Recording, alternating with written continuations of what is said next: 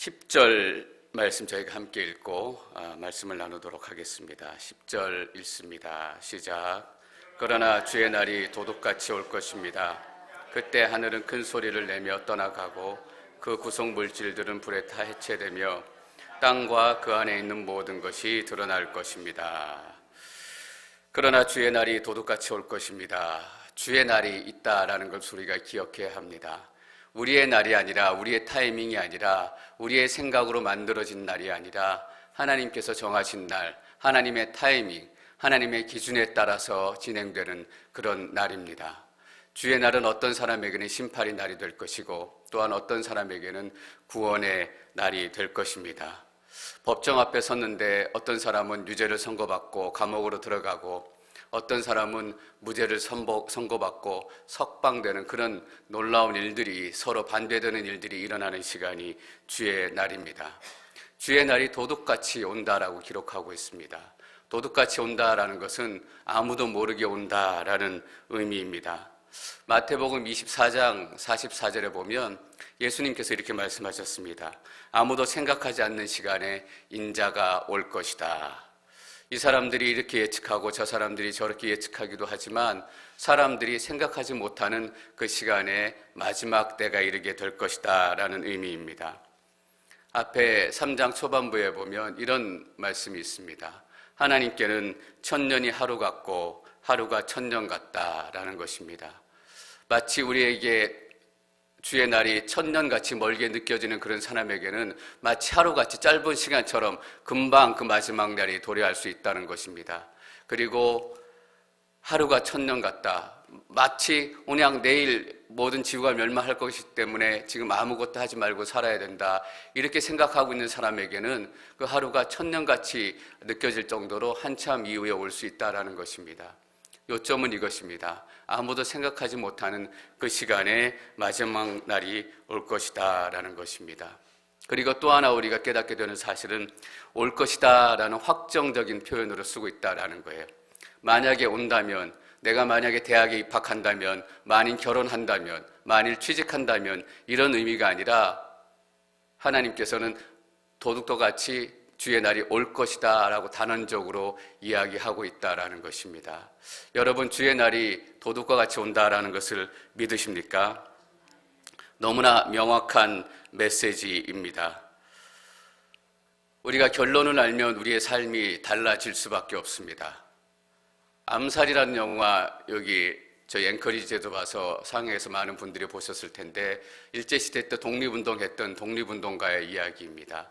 그 가운데 기억에 남는 대사가 한 대목이 있습니다. 뭐냐 하면 같이 독립운동을 하던 독립운동가 중에 한 사람이 배반을 해서 같은 동료들을 밀고 하고 일제의 앞잡이가 돼서 은밀하게 활약하는 그런 내용인데, 해방이 되고 나니까 그 사람이 첩자였다는 것도 다 들통이 나고 그 사람이 오히려 반대가 돼서 심판대 앞에 서는 그런 상황이 발생을 했습니다. 그래서 독립운동을 했던 동료가 그 배반자에게 이렇게 물어봅니다. 왜 당신은 우리를 배반했습니까? 라고 물어보니까 그 배반했던 동료가 이렇게 대답합니다. 해방될 줄 몰랐으니까. 주의 날이 올 줄 몰랐다고 여러분들이 더 이상 변명하지 않으시기를 바랍니다. 오늘 말씀에 너무나 명확하게 그러나 주의 날이 도둑같이 올 것입니다 라고 단언적으로 선포하고 있기 때문입니다. 주의 날에 어떤 일들이 일어나는가? 첫 번째, 그때는 하늘은 큰 소리를 내며 떠나가고, 이게 어떤 모습일지 상상이 가지 않습니다. 하늘이 떠나가고 하늘이 사라진다라는 것이 우리의 지식과 상식으로는 이해할 수 없지만 분명히 알 수 있는 것은 그날에 전 우주적인 사건이 일어난다라는 것입니다. 하늘이 사라질 정도의 큰 변화와 변혁이 일어나서 어떤 누구라도 이날이 주의 날이구나, 마지막 심판의 날이구나 라는 것을 다 알 수 있을 그런 상황이 된다라는 것입니다. 그리고 그날은 하늘이 떠나가고 구성 물질들은 불에 타 해체되며, 어떤 구성 물질인지 모르지만 불에 타 모든 것이 다 해체된다라는 것입니다. 하나님을 알지 못하고 결론을 알지 못하는 사람은 모든 것이 파괴되어지고 모든 것이 해체되어진다 이 말에 두려움을 가질 수밖에 없습니다. 모든 것이 남지 않는단 말이야, 모든 것이 파괴된단 말이야, 이런 두려움을 갖게 되겠지만 우리는 해방될 줄 알고 있기 때문에 모든 것이 해체된다라는 의미는 하나님께서 새 것을 주시겠다라는 또 하나의 약속의 말씀인 것을 우리가 너무나 잘 알고 있기 때문입니다. 여러분, 사실 예수 믿고 나면 우리의 삶이 사실 해체의 과정을 겪게 됩니다. 이전에 내가 좋아했던 것도 싫어지게 되고, 이전에 마음 놓고 했던 것도 하지 않게 되고, 가치 시스템, 또 여러 가지 생각의 시스템들이 다 해체되고 하나님의 말씀에 따라 새롭게 세워져 가는 것이 신앙인의 삶입니다. 제가 오래전에 담배를 피웠었는데 담배를 끊었어요. 근데 어제 이렇게 공항에서 돌아오면서 어떤 분이 공항 앞에서 담배를 피우고 있더라고요. 담배 냄새가 너무너무 머리 아프고 그 담배 냄새 때문에 짜증이 확 나는 거예요. 그래서 그 생각, 내가 옛날엔 담배를 폈었는데 이제는 저 냄새가 머리가 아프고 짜증 날 정도로 싫어지는구나. 작은 예이지만 우리 삶 가운데 이 해체 과정이 진행이 되고 있다라는 것입니다. 그래서 아직 해체 과정이 덜 진행돼서인지 아직 돈은 좋습니다. 필요하고 또 하나님께서 주신 축복이기 때문에 그것을 뛰어넘을 수 있는 믿음이 때로는 필요하겠지만 하나님께서 그때가 필요하면 그 믿음을 허락해 주실 거라고 생각이 됩니다.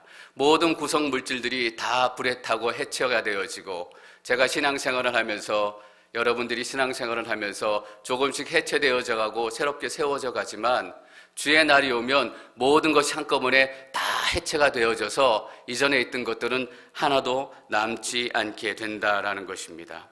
모든 것이 해체가 되고 또 세 번째 진행되는 일이 바로 이것입니다. 땅과 그 안에 있는 모든 것이 드러날 것입니다. 여러분, 모든 것이 드러날 것입니다.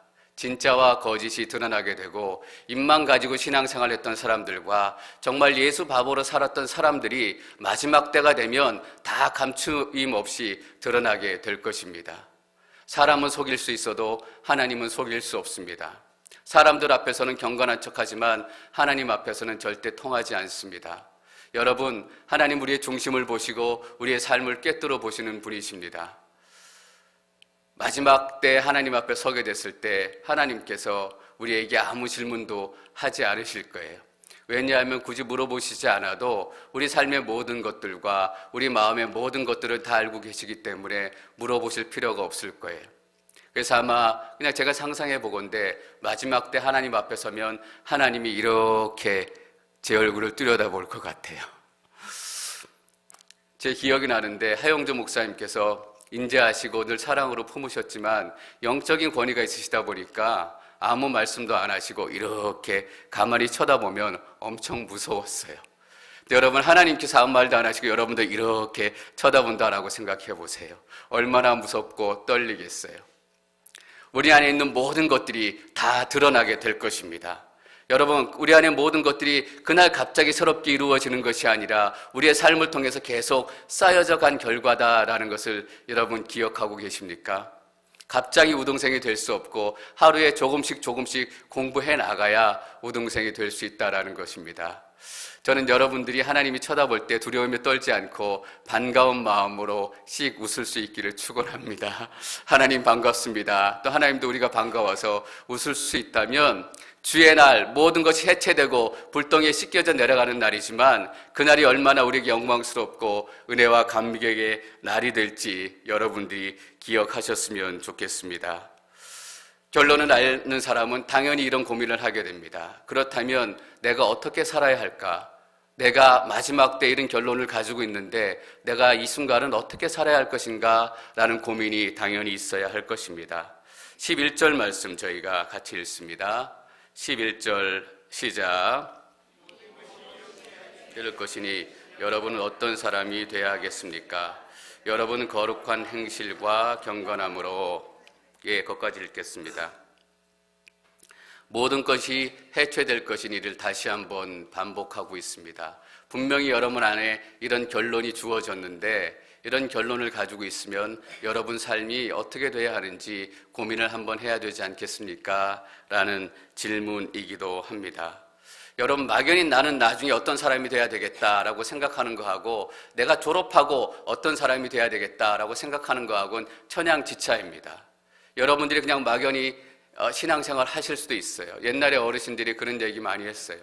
골치 아픈데 그걸 뭐하러 해? 그냥 예수 믿고 천국 가면 되지. 여러분 물론 그러실 수도 있어요. 그러실 수도 있지만 우리의 결론과 우리의 모습들을 더 잘 알게 되면 마치 졸업하고 한 후에 내가 어떤 삶을 살아야 하는지 더 구체적으로 내 삶의 미래에 대해서 계획하고 준비할 수 있다라는 것입니다. 당연히 달라야 하지 않겠습니까? 마지막 때 하나님께 구원받고 하나님과 웃음을 나눌 사이는 당연히 달라야 하고 해방될 줄 아는 사람은 당연히 독립운동에 가담하게 될 것입니다. 그 마지막 주의 날에 대해서 사도 바울은 로마서 8장 21절에서 이렇게 기록을 하고 있습니다. 로마서 8장 21절 말씀 저희 함께 읽습니다. 시작.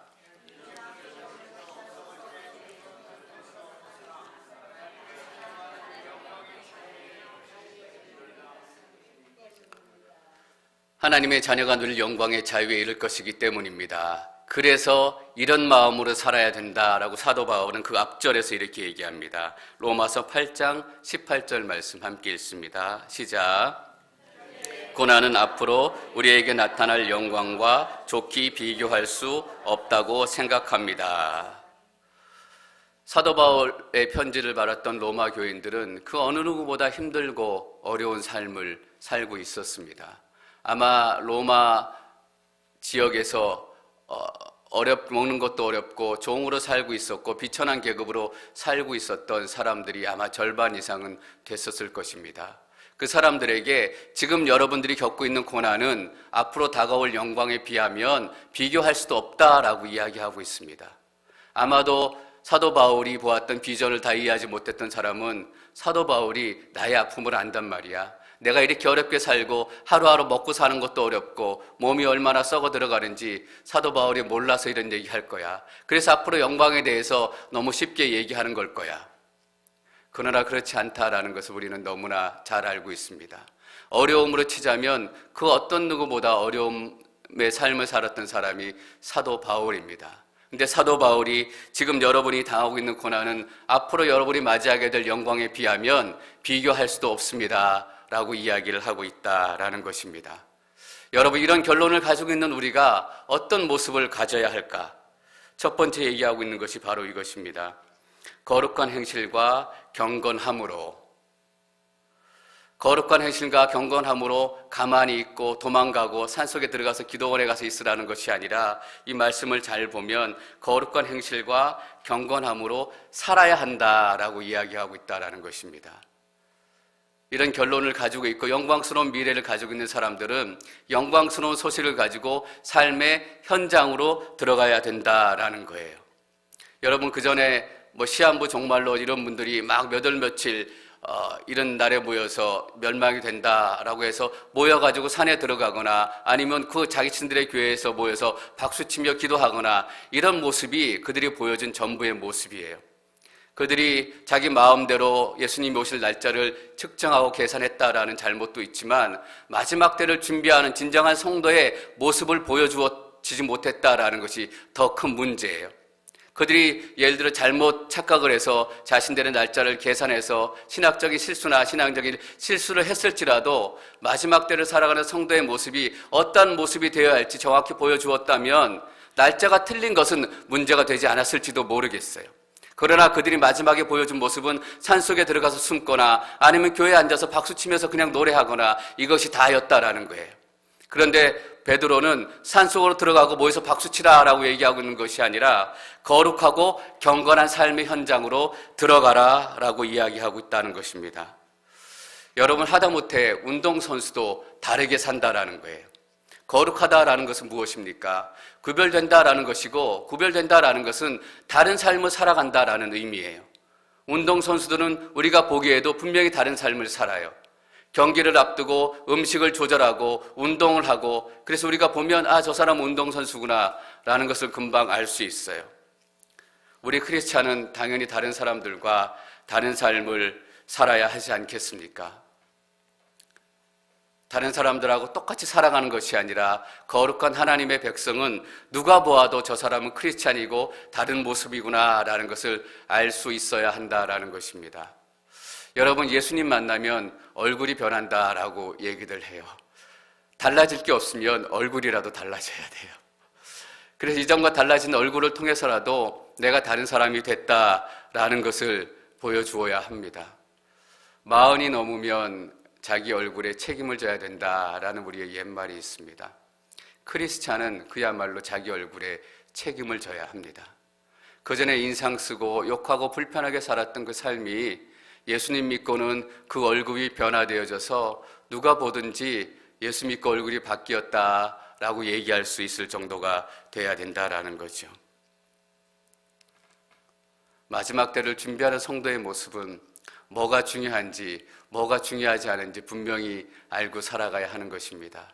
10년 전에 화내고 짜증냈던 똑같은 별거 아닌 일들을 지금도 똑같이 짜증내고 화내고 있다면 도무지 하나님의 영광과 말씀의 능력은 어디에 갔는지 우리가 스스로 질문을 해 보아야 할 것입니다. 저는 목사니까 가끔 이런 기분이 들 때가 있어요. 솔직히 말하면 제가 목사니까 또 어떤 집사님과 같이 갔을 때 제가 이렇게 말씀을 하고 제가 격려하고 이럴 때 더 많이 성도님들이 위로받았으면 좋겠어요. 근데 꼭 그런 일이 일어나는 것이 아니라 하나님께서 각자에게 주시는 은사가 다르기 때문에 같이 가도 목사님 제가 이야기하는 것보다 그 집사님이 얘기해 주시는 게 훨씬 더 위로가 되고 격려가 될 때가 있어요. 그때 저는 사실 살짝 기분이 나빠요. 목사인 내가 얘기하는 것보다 집사님인 저분이 얘기하는 게 더 위로가 되고 더 격려가 된다니 나의 영적인 능력이 너무 무력해진 거 아닌가 이런 생각이 들 때가 있어요. 그러면 다시 한번 하는 생각은 참 나도 한심하다 이런 생각을 해요.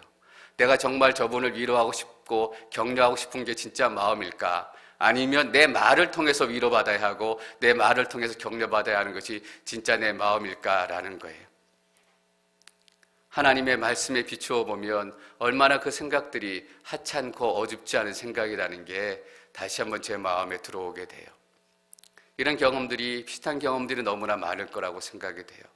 별로 중요하지도 않고 별로 하나님께서 돌아보지도 않는 그런 일들에 내 마음을 쏟고 정열을 쏟고 불편해하고 상처받고 저는 여러분들이 10년 전에 화내고 짜증냈던 일들이 똑같이 반복되지 않기를 축원합니다. 10년 동안 말씀 읽고 10년 동안 말씀을 들었으면 그 정도 일들은 이제는 넘어서야 되지 않겠어요? 그 정도 일들은 이제는 허허 웃으면서 아무 일도 아니다라고 보내야 되지 않겠어요? 저는 그런 삶의 변화가 진짜 복음의 능력이다라고 생각을 합니다. 12절 말씀 저희가 계속 읽습니다. 12절 시작.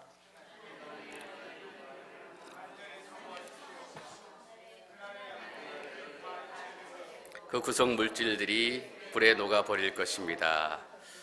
똑같이 이야기하고 있습니다. 그날에 하늘이 불에 다 해체되고 그 구성 물질들이 불에 녹아버릴 것입니다. 그래서 하나님의 날이 임하기를 바라며 여러분은 무엇을 바라시고 예수님 믿기 시작하시고 뭘 바라고 예수님 가운데 여러분 삶을 들이셨습니까?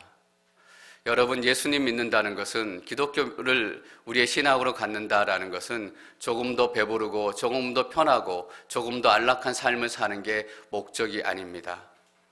제가 이번에 뉴저지 가서 티마 10주년 행사를 했는데 티마 10주년이기 때문에 남미에서 사역하시는 선교사님들이 다 오셨어요. 오셔서 그분들의 사역 이야기도 듣고 힘든 이야기도 듣고 또 몰랐던 분들은 저를 만나서 인사를 하게 되고 근데 제 기억에 남는 분이 한 분 있어요. 물론 다 귀하시지만 IT에서 선교하시는 부부신데 그 남편 되시는 분이 제가 정확히 연세는 모르겠는데 한 60 조금 넘으신 것 같아요.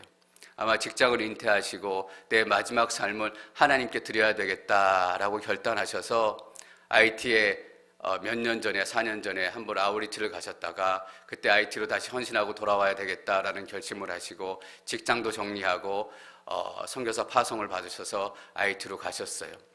잘 아시지만 IT는 지진 이후에 복구가 진행되고 있지만 여러 가지 아직도 어려운 상황 가운데 있고 특별히 너무너무 덥고 힘든 지역인데 전기가 모자라서 에어컨을 거의 틀 수가 없다라는 거예요.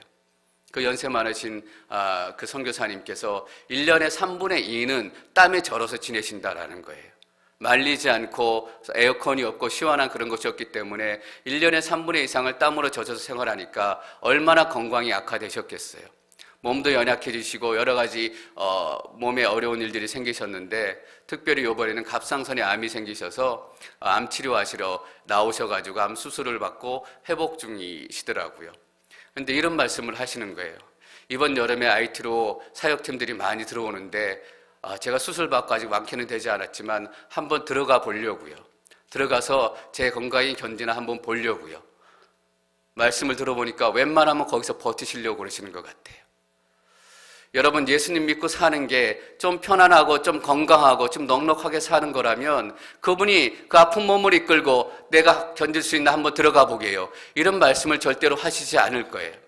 그러나 예수 믿는다는 것이 조금 더 편안하고 조금 더 건강하고 조금 더 안락해지는 것이 목표가 아니다라는 것을 우리는 너무나 잘 알아요. 왜냐하면 그렇게 들어가는 그 사역 선교사 그분이 복음대로 살고 있다는 것을 우리 마음속으로 끄덕끄덕거리고 인정하고 있기 때문이에요. 우리가 물론 똑같이 아픔을 가지고 선교 현장으로 가야 된다라는 말은 아니에요.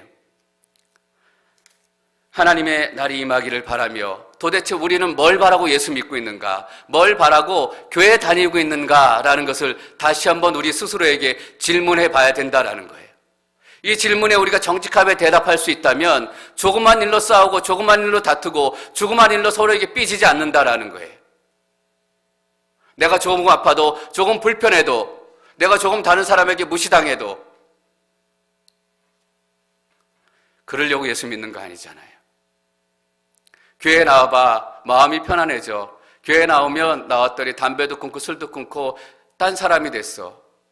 여러분, 편안해지려고 나오는 게 아니라 담배 끊고 술 끊으려고 교회 나오는 것이 아니라 딴 사람이 되려고 교회 나오는 것이 아니고 마지막 모든 것이 해체될 때 불이 타는 그 자리에서 하나님의 심판대 앞에서 구원받기 위해서 교회에 나오는 거예요.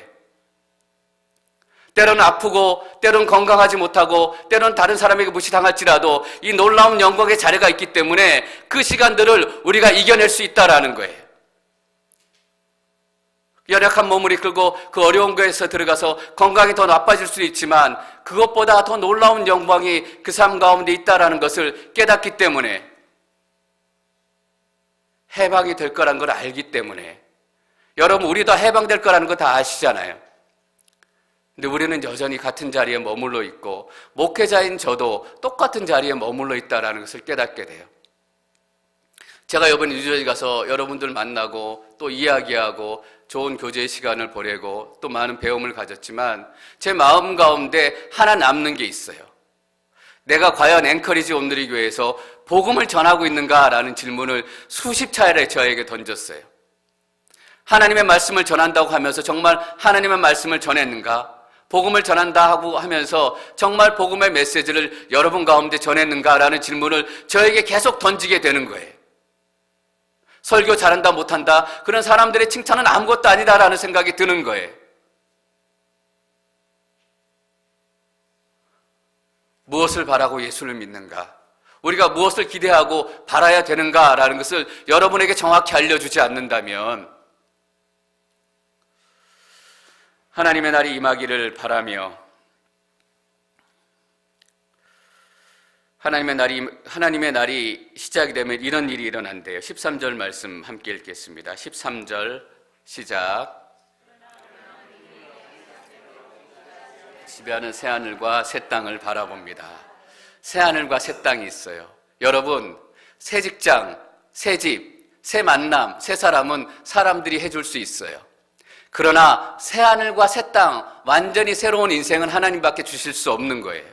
그래서 하나님이 하나님이신 거예요. 사람들이 줄 수 있는 정도가 아니라 새하늘과 새 땅을 하나님께서 주시는 거예요. 하늘이 사라지고 새로운 하늘이 임하고 모든 것이 불타고 하나님께서 새로운 땅을 우리에게 허락해 주시는 거예요. 그런데 그 땅, 새하늘과 새 땅이 어떤 곳인가 이렇게 설명해요. 그러나 우리는 그의 약속대로 의가 지배한대요, 여러분. 여기서 의가 뭐예요? 여러 가지 신학적인 해석이 있을 수도 있겠지만 의는 간단해요. 원래 되어야 할 게 그대로 되어 있는 게 의로운 거예요. 사랑받아야 할 사람이 사랑받고 건강해야 될 사람이 건강해지고 축복받아야 할 사람이 축복받고 찬양받아야 할 하나님이 찬양을 받는 게 의로움이 통치하는 세상이에요. 근데 지금은 어때요? 돌봄을 받아야 될 사람이 핍박을 받고, 사랑을 받아야 될 사람이 어뷰즈를 당하고, 찬양 받아야 될 하나님이 놀림거리가 되고, 이것이 불의가 판치는 세상이에요. 근데 우리가 다스리게 되면 사랑받아야 될 우리의 자식들이, 자녀들이 사랑받게 된다라는 거예요. 회복되어져야 될 우리의 건강과 인생이 회복되어진다라는 거예요. 이 땅 가운데 너무 어렵게 힘들게 살잖아요. 우리 자녀들 보면 아프기도 하고 불편하기도 하고, 어떻게 우리 자녀들을 만지고 회복시켜 줄 수 있을까? 아픈 것도 있고 어려운 것도 있고. 그러나 의가 지배하는 세상이 오게 되면 사랑받아야 될 우리 자녀들이 충분한 사랑을 받게 된다라는 거예요. 그러니까 새하늘과 새 땅을 소망하게 되는 거예요. 웃어야 할 시간에 웃을 수 있고, 기뻐해야 될 자리에서 기뻐할 수 있고, 격려해야 될 사이에 격려할 수 있는 것. 우리가 격려해야 될 사이인데 격려해요? 격려하지 못하잖아요. 뭔가 자꾸 마음을 불편케 해요. 너무나 작은 일도 내 마음을 불편케 해요. 오늘 나보다 옷을 예쁘게 입었네. 얼마나 웃겨요. 근데 이것도 우리 마음을 불편케 한다니까요. 그래서 격려 못하는 거예요. 생각해보면 얼마나 유치하고 쫀쫀해요. 그것 때문에 격려 못하고 위로 못한다는 게, 그게 이 땅의 법칙이에요. 근데 정말 위로해야 될 자리에 위로가 있고, 회복이 있어야 될 자리에 회복이 있고.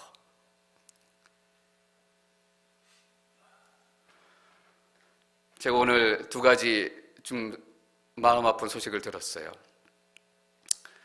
이정희 권사님께서 심지어 떨어지셔가지고 엉덩이뼈가 부러지셔서 병원에 입원하셨대요.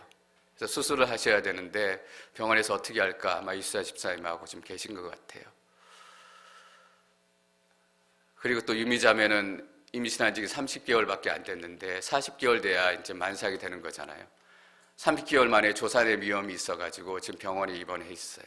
아기가 너무너무 작아서 조산하기도 쉽지 않기 때문에 가능하면 아기가 나올 시간을 미루기 위해서 주사를 받고 의사들이 돌보고 있어요.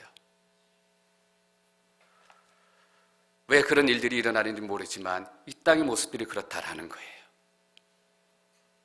40개월 만에 태어날 아이가 40개월에 태어나는 게 새하늘과 새 땅의 삶이에요. 치매 걸려서 아무것도 모르는 노인분이 맨정신으로 건강한 마음으로 하나님을 찬양하고 나를 돌보아 주었던 딸과 손자와 가족들에게 고맙다, 사랑한다 말을 할 수 있는 게 의로 다스리는 새하늘과 새 땅이에요. 여러분, 새하늘과 새 땅, 의로 다스리는 너무 관념적으로 생각하지 마세요. 하나님께서는 그렇게 관념적인 하나님이 아니세요. 우리 삶 가운데 이루어질 수 없는 것들이 정말 의로운 통치 안에서 이루어지는 게 새하늘과 새 땅이다라는 거예요. 12절 말씀 제가 다시 한번 읽을까요? 12절 읽습니다. 시작.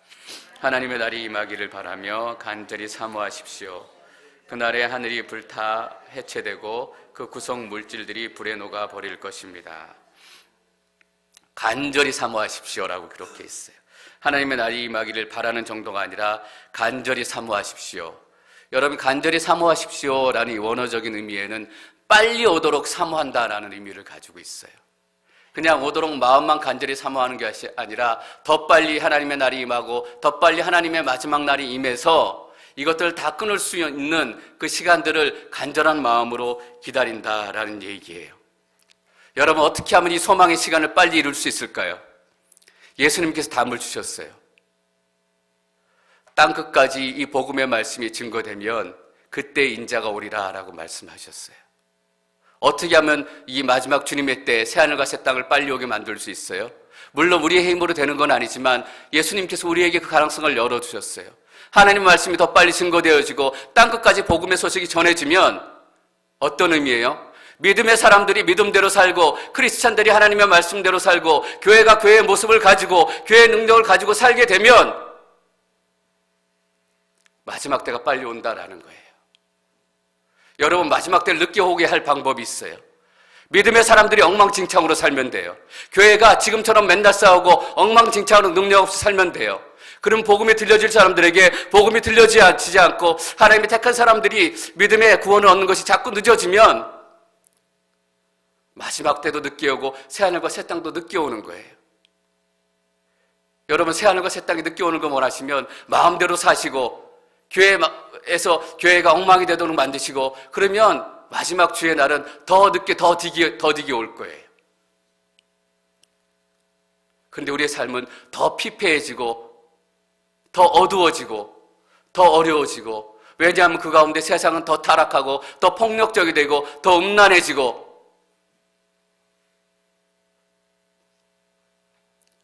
하나님 때가 늦게 오면 늦게 올수록 우리의 삶은 더 어려워진다는 거예요. 우리의 자녀들의 삶은 더 어려워진다는 거예요. 그래도 좋으면 우리는 우리 마음대로 살면 돼요.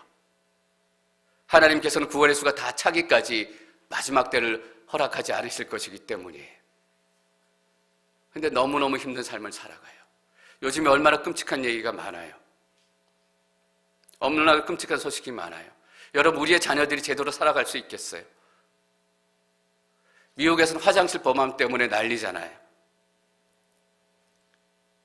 자기가 원하는 대로 남자 화장실이든 여자 화장실이든 마음대로 가서 쓸 수 있도록 만들자. 이 법안을 따르지 않으면 학교들이 펀딩하는데 불이익을 주겠다. 이게 오바마의 정책이잖아요.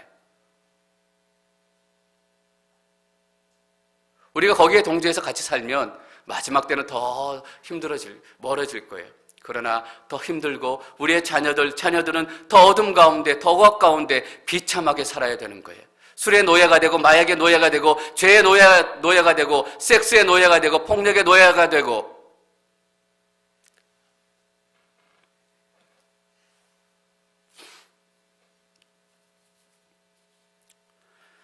이전에 신학자들이 땅끝은 저 보이지 않는 선교지, 복음이 전해지지 않는 땅, 그래서 몇 종족이 남았고 몇 종족이 복음이 전해지지 않았고 몇 개 종족이 아직 성경이 번역되지 않아서 남았고 이렇게 많이 해석을 했어요. 그게 선교사들이 많이 보내주던 시기예요. 그러나 요즘에는 선교사를 보내는 교회가 아니라 교회 자체가 선교적인 교회가 돼야 된다라는 의미예요. 그건 어떤 의미냐 하면 땅끝이 저 멀리 보이는 선교지가 아니라 내 이웃이 땅끝이 되고 내 삶이 땅끝이 되어 간다라는 의미예요.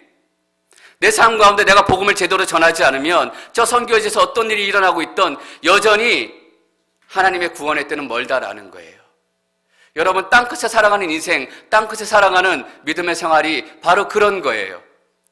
그래서 베드로는 경건과 거룩한 행실을 삶 가운데 살아라라고 얘기하고 있는 거예요. 여러분, 현장 가운데 살지 않으면 선교적인 교회는 복음 우리 삶 가운데, 우리 이웃 가운데 전하는 거예요.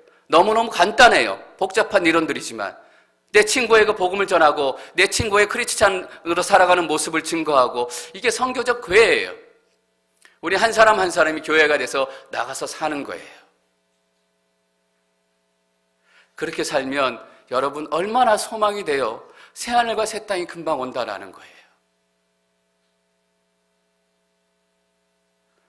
저희 공동체 편찮으신 분도 많고 아프신 분도 많고 여러 가지 아픈 분들의 이야기를 들으면 제가 너무 마음이 아파요. 경제적으로 어려운 분들도 있고 또 관계에 어려운 분들도 있고 목회자이지만 제 갑갑할 때가 정말 많아요. 제가 기도하면 한 번에 다 이루어졌으면 좋겠다. 아픈 분들도 낫고 경제적인 문제도 딱 해결되고 관계의 문제도 해결되고 열심히 기도하지만 그 문제가 여전히 남아있는 것을 볼 때 참 목사이지만 저도 어떨 때는 기도의 벽에 턱턱 막혀요. 하나님 매일 기도하는데 왜 저대로 그냥 머물러 있을까요? 왜 저분의 아픔은 그대로 있을까요? 저도 그거에 퀘스천을 달 때가 많아요. 어떨 땐 그것이 제 기도의 배리어가 돼요. 기도의 벽이 돼서 하나님 제가 이 기도의 벽을 뛰어넘을 수 있도록 도와주십시오. 기도의 벽을 넘을 수 있도록 도와주십시오. 숙제로 남아요. 그런데 답이 여기 있는 거예요. 여기가 지배하는 새하늘과 새 땅이 오면 한 방에 다 끝이 나잖아요.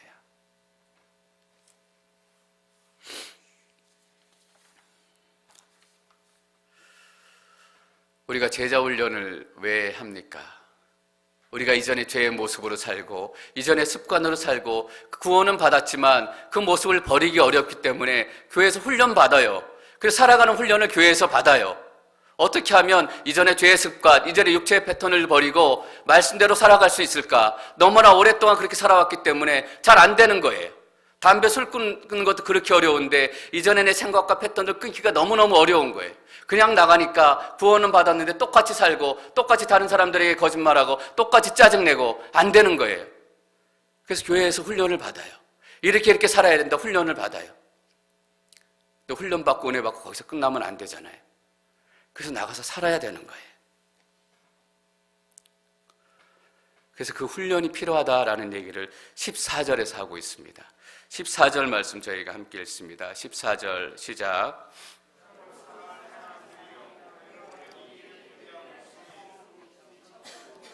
흠도 없이 주 앞에서 평강 가운데 드러나기를 힘쓰십시오. 여러분이 이 일들을 고대하고 있으니, 고대한다 13절에 새하늘과 새 땅을 바라본다, 하나님 12절에 하나님의 날이 임하기를 바라며, 다 똑같은 단어예요. 다 바라고 소망하고 기다린다라는 얘기예요. 여러분 이 일들을 바라고 있으니, 바라고 정말 여러분들이 바라는 것이 무엇인지 여러분이 한번 스스로에게 질문해 보셨으면 좋겠어요.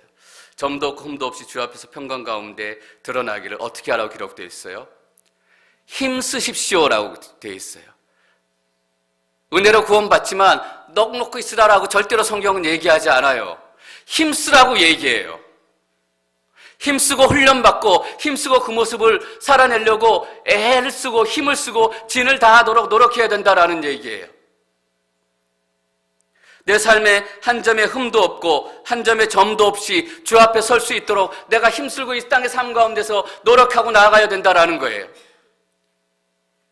여러분, 그런데 힘쓰고 살아보니까 어때요? 힘쓰고 살아보는데 안 돼요. 또 넘어지고 점도 없고 흠도 없이 하나님 앞에 서야 평강 가운데 내가 하나님 앞에 드러날 텐데, 아무리 살아보려고 노력하려고 해도 내 삶 가운데 힘이 있고 점이 있고 안 없어지는 거예요. 실수하고 죄짓고 자빠지고. 그런 내 자신을 아는데 어떻게 하나님 앞에 마지막 때 평강 가운데 설 수 있겠어요? 불안하고 두렵잖아요. 내 죄가 다 드러날까? 하나님께 나를 이렇게 보실 텐데, 내가 거짓말한 거, 다른 사람들에게 음란한 짓 한 거, 나쁜 짓 한 거 다 보실 텐데 평강 가운데 서겠어요? 지금 생각해 두려워요. 이렇게 보실 때. 그래서 이런 고백을 하잖아요. 힘쓰니까 그래도 안 되고, 그래도 또 넘어지니까 이런 결론을 내린 거예요. 하나님, 제 힘으로는 도저히 할 수 없어요. 제 힘으로 암만 노력해도 제 삶 가운데 흠이 사라지지 않고 점이 사라지지 않고 또 실수하고 또 엎어지고 또 자빠져요. 그래서 내가 예수님이 필요해요. 내 힘으로 안 된다는 거예요. 힘써보지 않으면 예수님이 정말 필요하다는 걸 몰라요. 힘쓰고 애쓰는데 안 되는 거예요. 제가 목사다운 목사가 되려고 힘쓰고 애쓰는데 안 돼요. 그러니까 제가 할 수 없이 이런 고백을 하게 돼요. 하나님, 제가 정말 예수님이 필요해요. 예수님이 필요하다고요. 내 힘으로는 안 되니까 내가 하나님 앞에 서면 평안 가운데 드러나는 것이 아니라 벌벌 떨면서 겁내서 드러날 수밖에 없어요. 그런데 예수 그리스도를 옷 입으면 평안해질 수 있다면서요. 예수님이 내 죄를 해결해 주실 수 있다면서요. 여러분, 힘써서 우리가 이룰 수 있다라는 의미 아니에요. 힘써야 우리가 안 되는 걸 안다라는 거예요. 여러분, 힘쓰세요. 힘쓴다라는 것이 절대로 율법주의가 아니에요.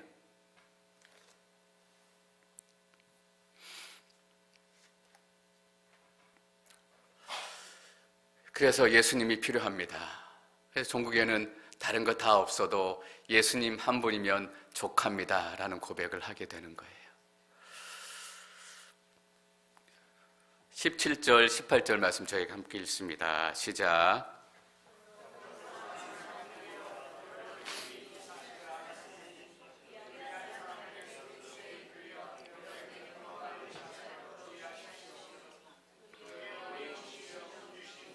그리스도의 은혜와 그러나는 지식 안에서 성장해 가십시오.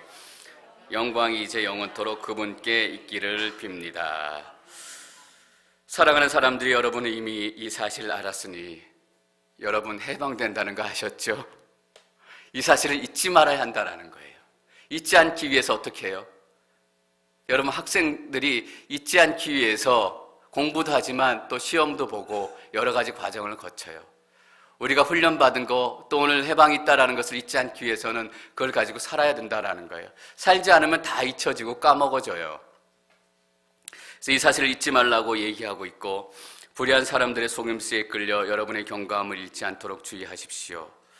17절에 그러므로라고 시작하고 있는데, 이 그러므로는 이 오늘 본문의 결론이기도 하지만 베드로 후서의 결론이기도 해요. 그러므로의 결론은 뭐냐 하면, 사람들의 속임수에 끌려 여러분의 경고함을 잃지 않도록 주의하십시오. 여러분 속지 않기를 축원합니다. 하나님이 심판하러 오시겠어? 라고 많은 사람들이 얘기해요. 여러분 속지 않기를 축원합니다.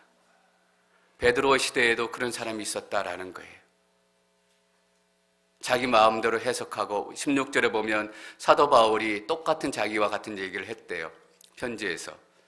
구원에 대해서, 믿음에 대해서, 소망에 대해서 얘기한 거예요. 근데 어려운 구절들이 있는데 자기 마음대로 해석한다라는 거예요. 자기 편한 대로 해석해서 엉뚱한 길로 가고 있다라는 거예요. 그래서 데살로니가에 보면 자기 마음대로 해석해서 하나님께서 심판의 날이 곧 다가올 것이다 라는 것을 자기 마음대로 해석해서 당장 내일 올 건데 내가 뭐 저축은 해서 뭐 하겠냐, 일은 해서 뭐 하겠냐, 오늘 먹고 즐기자, 캐싸라 했싸라, 그렇게 살아가는 사람들이 생각하기 시작한 거예요. 여러분 성경을 보실 때 모르는 것은 모르는 거로 남겨둬야 돼요. 너무 따지고 들어가면 거기서 이단이 생기는 거예요. 그래서 그 속임수에 이끌러 경고함을 잃지 않도록 주의하십시오. 우리 가운데 너무나 많은 속임수가 있습니다. 속지 않도록 축원합니다. 18절 말씀 저희 같이 읽습니다. 시작. 도리어 우리 주이시며 구주이신 예수 그리스도의 은혜와 그를 아는 지식 안에서 성장해 가십시오. 영광이 이제와 영원토록 그분께 있기를 빕니다. 마지막으로 하는 권면이 이거예요. 예수 그리스도의 은혜와 그를 아는 지식 안에서 뭐라고 얘기해요? 성장해야 된다는 거예요. 구원받은 하나님의 백성들은 성장해야 돼요. 엄마 뱃속에서 나온 아이가 성장해야 되는 것처럼, 자라야 되는 것처럼 새로운 생명을 얻은 성령으로 다시 태어난 우리 크리스찬들은 성장을 해야 돼요. 성장하지 않으면 속임수를 당한다라는 거예요. 전 여러분들이 영적인 성장에 대한 욕심과 갈망이 지금 더 충만했으면 좋겠어요. 하나님, 내가 영적으로 성장하고 싶습니다. 그냥 매일 주일 왔다 갔다 하고 그냥 적당한 은혜 받고 누리는 것이 아니라 내가 더 깊이 하나님 만나고 싶고 하나님의 비밀을 알고 싶고 하나님의 권능을 경험하고 싶고 영적으로 예수 그리스도 안에서 성장하고 싶습니다. 여러분 베드로 전서에서 베드로가 이렇게 얘기했어요. 갓난아이들 같이 신령한 젖을 삼화라. 목숨을 걸고 젖을 빠는 거예요. 이 젖 안 먹으면 죽으니까.